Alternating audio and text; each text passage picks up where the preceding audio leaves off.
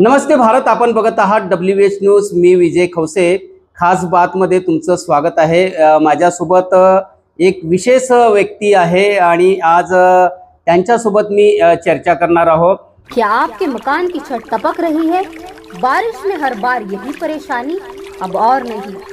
IBL acrylic chemicals लेकर आया है छत टपकाव बंद करने का पक्का और असरदार सोल्यूशन। माजी नगरसेवक आहेत आणि एक नाव मोठा आहे, बाबा शेळके। समाजसेवक आहे, काँग्रेसचे लीडर सुद्धा आहेत, माजी नगरसेवक सुद्धा आहेत। नेमकं काय त्यांची समस्या आहे ते जाणून घेऊया।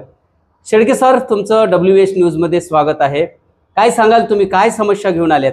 समस्या हे घेऊन आलो की 1 जानेवारी 2024 पासून नागपूर महानगरपालिकेच्या अधिकाऱ्यांना मी या सगळ्या प्रकारच्या ज्या समस्या आहेत किंवा नागपूर महानगरपालिकेमध्ये तुम्ही ठेकेदार जे नियुक्त केले आहे काम करणारे, त्यांच्याकडे डिग्र्या नाही आहे, तर ते त्यांच्याकडे डिग्र्या नसल्यामुळे कशा प्रकारचं तो त्यांचं कामाचं स्तर हे होऊ शकतो।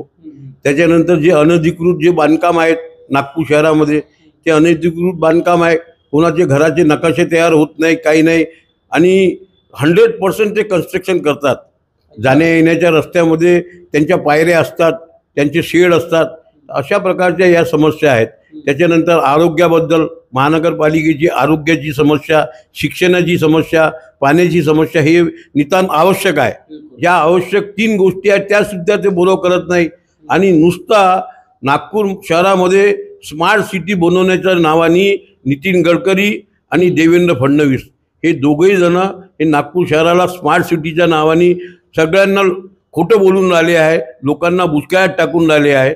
यासाठी म्हणून 9 ऑगस्ट 2025ला क्रांतिदिनी ज्या पद्धतीने महात्मा गांधींनी 9 ऑगस्ट 1942ला अंग्रेज चले जाओ भारत छोडो ज्या पद्धतीने केलं, तशाच प्रकारच्या या 9 ऑगस्ट 2025ला भ्रष्टाचारी हटाओ और नागपूर शहर बचाओ अशा प्रकारचा नारा घेऊन मी 9 ऑगस्टला गांधीबाग झोन त्या इथे दुपारी 2 वाजता अन्न त्याग सत्याग्रहाला बसणार आहोत।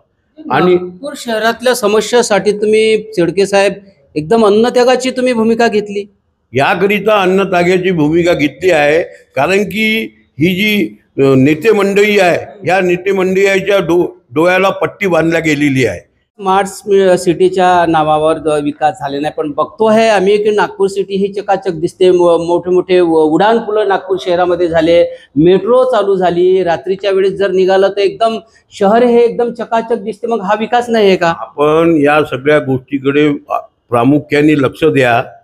जिथे 1 कोटी रुपयाचं काम आहे तिथे 25 लाख रुपयाचं काम होऊन राहिलेलं आहे। म्हणजे निकृष्ट दर्जाचं काम हो राहिलं असं म्हणणं आहे। निकृष्ट दर्जाचे काम होऊन राहिलेले आहे, आणि अशा प्रकारच्या लोकांवर अंकुश ठेवायसाठी म्हणून शहरातले जे जागृत नागरिक आहे या लोकांनी कमिट्या बनवून या सगळ्या कामाकडे त्यांनी निरीक्षण करायला पाहिजे। आर्किटेक्ट, वकील आणि अशा प्रकारचे लोक नियुक्त करून त्या कामाकडे लक्ष दिलं पाहिजे। असं तुम्हाला काय वाटतं की नागपूर शहरातलं असं कुठलं काम असं निकृष्ट दर्जाचं झालं? काही नावं सांगाल? तुम्ही नागपूर शहरामध्ये कुठेही फिरा, कुठेही कहा, एक वेळा ते फुटपाथ बनवतात, पुन्हा तोडतात, पुन्हा तोडून मग पुन्हा पाण्याची पाईपलाईन टाकून राहिलेली आहे। सिमेंट रोड इतके बनवले तेव्हा त्यांना कळलं नाही का याच्यानंतरचं प्लॅनिंग काय होणार आहे? ते जुनं काम याच्यासाठी तोडतात की ते निकृष्ट दर्जाचं आहे म्हणून जुनं काम तोडून त्याला त्याचे पैसे वसूल करून राहिलेले आहे। अशा प्रकारचा इव्हन नागपूरचे महानगरपालिकेचे जे म्युनिसिपल कमिशनर आहे हे सुद्धा या गोष्टीकडे लक्ष देऊन न राहिलेले आहे, ते सुद्धा लोकांना बरोबर भेटत नाही। निश्चितच हे शेळके साहेबांनी जी ही गोष्ट सांगितली आहे खरं आहे की जेव्हा तुम्ही सिमेंट रस्ते बनवले तेव्हाच तुम्हाला माहीत असायला पाहिजे की त्या ठिकाणी पाण्याची पाईपलाईन येणार आहे, तर तुम्ही आधी पाण्याची पाईपलाईन तयार करायला पाहिजे। नक्कीच काही भागामध्ये आताही सध्या जे सिमेंट रस्ते केलेले आहेत ते खोदकाम म्हणजे त्या रस्त्यांना तोडून तिथे पाईपलाईन टाकण्याचं काम चालू आहे। एक खर्चाची बाब आहे, यावर आक्षेप शेळके सरांनी घेतलेला आहे। आणखी काय असं आहे की जे महानगरपालिका प्रशासनाने चुकीचे कामे या शहरामध्ये चालू ठेवलेले आहेत? उदाहरणार्थ तुम्ही वर्धा रोडवरचा छत्रपती चौकामध्ये जो उड्डाण पूल होता तो तोडला आणि पुन्हा तिथून एक पुन्हा बनवला। ते तर मेट्रोचं प्लॅनिंग असल्या कारणानं सोडावं लागलं, कारण तिथे डबल डेक्कन पूल झालेला आहे. त्याच्यानंतर हा गणेश टेकडीचा पूल नितीन गडकरीच्या वेळेस बनला, त्याला तोडताड करून पुन्हा रस्त्यात गेला. तर यांना हे कळत नाही का? त्यांचं प्लॅनिंग बरोबर नाही का? त्यांनी लोकांना विश्वासात घ्यायला पाहिजे. नागपूर शहरामध्ये रोडवर रोड बनवून राहिले आणि याच्या आधी 15 वर्षाच्या आधी लोकांच्या घरात पाणी शिरत नव्हतं. शंकरनगर, धरमपेठ, अंबाझरी जवळ राहिल्यावरही त्यांच्या घरात पाणी जात नव्हतं. आता या मागच्या 3-4 वर्षापासून शंकरनगर, धरमपेठ, लक्ष्मीनगर वगैरेकडे लोकांच्या घरात पाणी जाऊन राहिलेलं आहे. रोडवर 1.5 फुटाचे त्यांनी सिमेंट रोड बनवले. त्यांना समजत नाही का? ज्या लोकांनी 10 वर्षापूर्वी घर बनवलं होतं, त्यांचं कंपाऊंडचं फाटक आहे, ते फाटक तोडून त्यांना वरचं करावं लागून राहिलं. अशा प्रकारचा हा विकास आहे का? बरोबर आहे. हा तुम्ही हे जे सांगित आहे, पण या विरुद्ध नागरिकांचा उठाव कधी झाला नाही ना, या संदर्भात कधी नागरिकांनी मोर्चा काढलेला नाही आहे. तर या संदर्भात तुम्ही जे संबंधित अधिकारी आहे यांना पत्र वगैरे दिले मग हे चुकीचे कामं होत आहे? याचं कारण आता हे जे तुम्ही आता म्हणाले की नागरिकांचा उठाव झाला पाहिजे, विरोधकांनी सुद्धा यावर बोलले नाही आहे. नागरिकांचा उठाव झाला पाहिजे. नागरिक त्या काळातले राहिलेले नाही. महात्मा गांधीच्या वेळेस, इंग्रजाच्या वेळेस आपण गुलामगिरीमध्ये होतो आणि महात्मा गांधीच्या मागे लोंढा जात होता स्वातंत्र्य मिळवासाठी.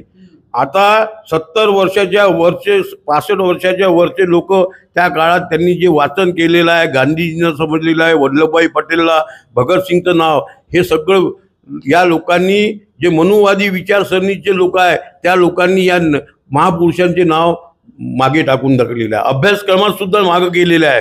म्हणून नवीन तुर्क जे आहे, नवीन तरुण जे पोरं आहेत, त्यांना या राष्ट्रपुरुषांचे नाव सुद्धा माहीत नाही. याकरिता हा उठाव होऊन नाही राहिला. अरे आता तुम्ही 9 ऑगस्ट पासून म्हणजे क्रांती दिनापासून हे अन्नत्याग करणार आहे आणि विशेष करून ज्या चितळे ताई आहे, लीलाताई चितळे, त्यात सुद्धा तुम्हाला समर्थन देणार आहे.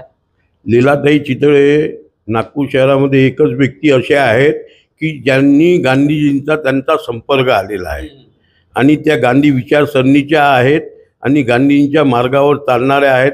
म्हणून त्या 96 वर्षाच्या ज्या आमच्या आई आहेत त्यांचा आशीर्वाद घ्यायसाठी त्या उपोषण मंडपात, अन्नत्याग सत्याग्रह मंडपात त्या स्वतः येणार आहे. याचं तुम्ही निवेदन वगैरे दिलं आहे का? मग या जेवढ्या काही अशा समस्या आहे, म्हणजे महानगरपालिकेचा आयुक्त म्हणा की मग त्यांनी जर समजा तुमचं ऐकलं नसेल तर मग मुख्यमंत्र्यांना वगैरे काही तुम्ही निवेदन दिले आहेत का? या आधी सुद्धा 1 जानेवारी 2024 पासून तर आजपर्यंत म्हणजे 25/7/2025 पर्यंत 9 निवेदने महानगरपालिकेच्या आयुक्तांना दिलेले आहेत. आणि इव्हन नागपूर शहरातले पोलीस कमिशनर आहेत त्यांना सुद्धा याच्या कॉप्या दिल्या आहे. नागपूरचे पालकमंत्री आहे यांना सुद्धा दिलेले आहे. परंतु ते एकदम आंधळे झालेले आहेत, बहिरे झालेले आहेत. म्हणून शेवटला मार्ग महात्मा गांधीचा अन्नत्याग सत्याग्रहाचा मार्ग आहे. जोपर्यंत या मागण्या पूर्ण होणार नाही, जोपर्यंत ते लिखित हे देणार नाही, तोपर्यंत अन्नत्याग सत्याग्रह सुटणार नाही.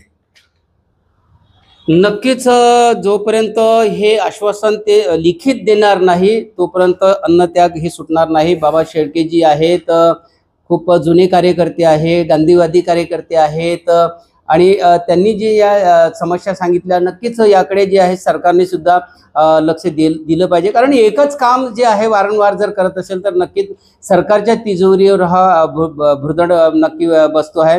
आणि असं होऊ नये यासाठी त्यांनी जे आहे हे पाऊल उचललं आहे. 9 ऑगस्ट दिनी जे आहे ते अन्नत्याग आंदोलन सुरू करणार आहे. तर नक्कीच यांच्या अन्नत्याग आंदोलनाची शासनाने दखल घेतली पाहिजे.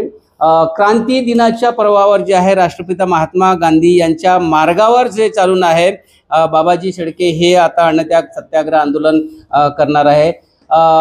महानगरपालिकेच्या संबंधित जे अधिकारी आहे त्यांनी यांची दखल घेतलेली पाहिजे. काय मागणी आहे यांची ते सुद्धा पूर्ण केली पाहिजे. आणि महाराष्ट्र सरकारने सुद्धा खास करून देवेंद्र फडणवीस जी आहे, जे मुख्यमंत्री जे आहेत ते नागपूरचे आहेत आणि नागपूरच्या ज्या समस्या आहेत त्यावर विशेष लक्ष देऊन अशा एका चांगल्या सामाजिक कार्यकर्त्यांच्या मागणीवर त्यांनी लक्ष दिलं पाहिजे. नाहीतर मग ते कठोरपणे जे आहे अन्नत्याग आंदोलनाची त्यांनी भूमिका घेतलेली आहे. बघत राहा WS न्यूज, लाईक करा, सबस्क्राईब करा. धन्यवाद, नमस्कार.